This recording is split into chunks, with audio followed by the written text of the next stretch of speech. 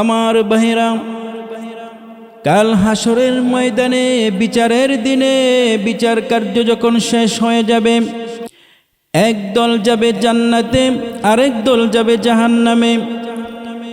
জান্নাতি বন্ধুরা জাহান্নামী বন্ধুদেরকে জিজ্ঞাসা করবে, ও আমার জাহান্নামী বন্ধু, আমরা তো এক ঈদগাহে নামাজ পড়েছি, এক মসজিদে জুমার নামাজ আদায় করেছি, এক মহল্লায় বসবাস করেছি, আজকে আমরা জান্নাতি, তোমরা কেন জাহান্নামী হয়ে গেলা? জাহান্নামী বন্ধুরা বলবে, ও জান্নাতি বন্ধু, আমরা 4টা কারণে জাহান্নামে এসেছি। কয়টা কারণ?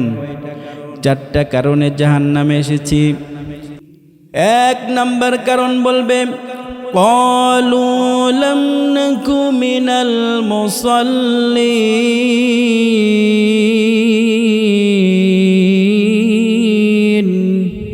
ও জান্নাতি বন্ধুরা, দুনিয়াতে আমরা মুসল্লি ছিলাম না, দুনিয়াতে আমরা মুসল্লি ছিলাম না।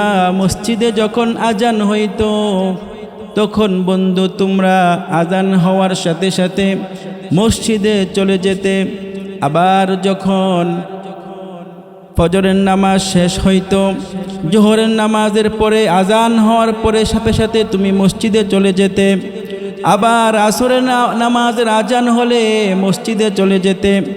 আর আমরা আজান হলে মসজিদে না গিয়ে দুনিয়ার আড্ডা, দুনিয়ার বাজারে, দুনিয়ার ব্যবসা বাণিজ্য কাজকর্মে স্বামী স্ত্রী নিয়ে আমরা দুনিয়ার কাজে মগ্ন ছিলাম।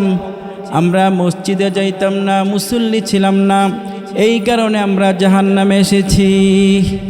আমার প্রিয় বন্ধুরা, আমার প্রিয় মুসলমান ভাইয়েরা, বর্দানিশীর মা ও বোনেরা, 1 নম্বর কারণ কি বলবে, কি জন্য জাহান্নামীরা জাহান্নামী হয়েছে? তারা 1 নম্বর কারণ বলবে, আমরা মুসল্লি ছিলাম না। মুসল্লি কাকে বলে? যারা মসজিদে নামাজ পড়ে, যারা মুসল্লি, নাম বললে মুসল্লি হওয়া যায় না, মুসলমানের মতো জীবন যাপন করতে হয়। যারা মুসলমানের মতো জীবন যাপন করবে, যারা সঠিক মুসল্লি নামাজি হবে, তারা হবে জান্নাতি। আর যারা নামাজ পড়বে না তারা হবে জাহান্নামী, ঠিক কিনা? 2 নম্বর কারণ বলবে, ওয়ালাম নাকু নুতঈমুল মিসকিন। ও আমার জান্নাতি বন্ধু, 2 নম্বর কারণ হলো আমরা দুনিয়াতে এতিম মিসকিনদেরকে খাবার দিতাম না। এতিম মিসকিনের খাবারগুলো আমরা খেয়ে ফেলতাম, তাদেরকে আমরা খাবার দিতাম না। আমার প্রিয় মুসলমান ভাই বোনেরা, আমার মুসল্লি ভাইরা, কাল হাসরের ময়দানে রব্বুল আলামিন বলবেন, এতিমদের মাল যারা ভক্ষণ করেছ, এতিমদের মাল যারা খেয়েছ, এতিমদেরকে খাবার দাও নাই, এতিমদেরকে রক্ষণাবেক্ষণ করো নাই, শুধু তোমরা ভোগ বিলাসে মেতেছিলে, আমি আল্লাহ রাব্বুল আলামিন তোমাদেরকে জাহান্নামে নিক্ষেপ করব। জাহান্নামী বন্ধুরা বলবে, ও জান্নাতি বন্ধু, আমরা 2 নম্বর কারণ হলো আমরা এতিম মিসকিনদেরকে খাবার দিতাম না, এই কারণে জাহান্নামে এসেছি।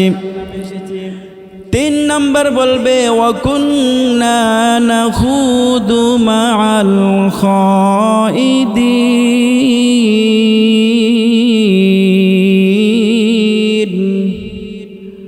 ও জান্নাতি বন্ধু আমার, আমরা জাহান্নামে এসেছি 3 নম্বর কারণ হলো দুনিয়ায় মিথ্যাবাদীদের সাথে মিথ্যা কথা বলতাম।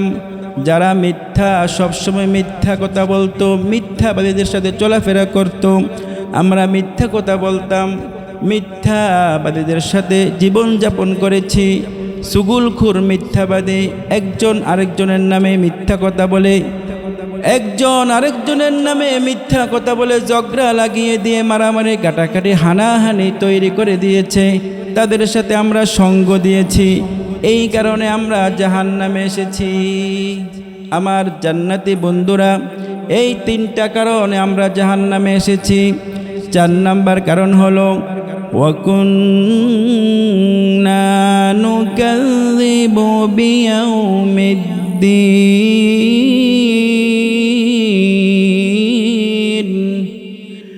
আমরা আখিরাতের দিবসকে অবিশ্বাস করতাম।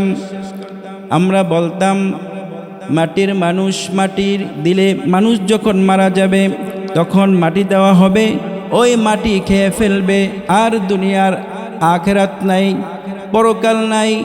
আমরা আখিরাতকে বিশ্বাস করতাম না, কিয়ামত দিবসকে বিশ্বাস করতাম না, মৃত্যুর পর পুনরায় জীবিত হতে হবে এই কথার উপর আমরা বিশ্বাস স্থাপন করি নাই। এই চারটা কারণে আমরা জাহান্নামে এসেছি। ও জান্নাতি বন্ধু, তোমরা তো এই চারটা কাজ ঠিকঠাক মতো করেছ। এক মহল্লায় বসবাস করেছি, এক ঈদগাহে নামাজ পড়েছি, এক মসজিদে জুমার নামাজ আদায় করেছি, এক মহল্লায় পাড়া প্রতিবেশী হিসাবে আমরা চলেছি।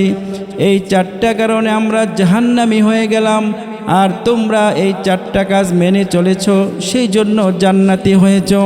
আমার প্রিয় ভাইরা, মুসলমান ভাইরা, আমার দ্বীনি ভাইরা, আসুন আল্লাহ রাব্বুল আলামিন এই জান্নাত এবং জাহান্নামীদের মধ্যে কথোপকথনের ব্যবস্থা করে দিয়েছেন। আমরা জানতে পারলাম আজকের আলোচনায়, আজকের এই তাফসীর মাহফিলে আমরা জানতে পারলাম কি কারণে জাহান্নামী হয়েছে। এই চারটা কারণে জাহান্নামী হয়েছে। এই চারটা কাজ আমরা কেউ করব না। সকলে বলেন আমিন।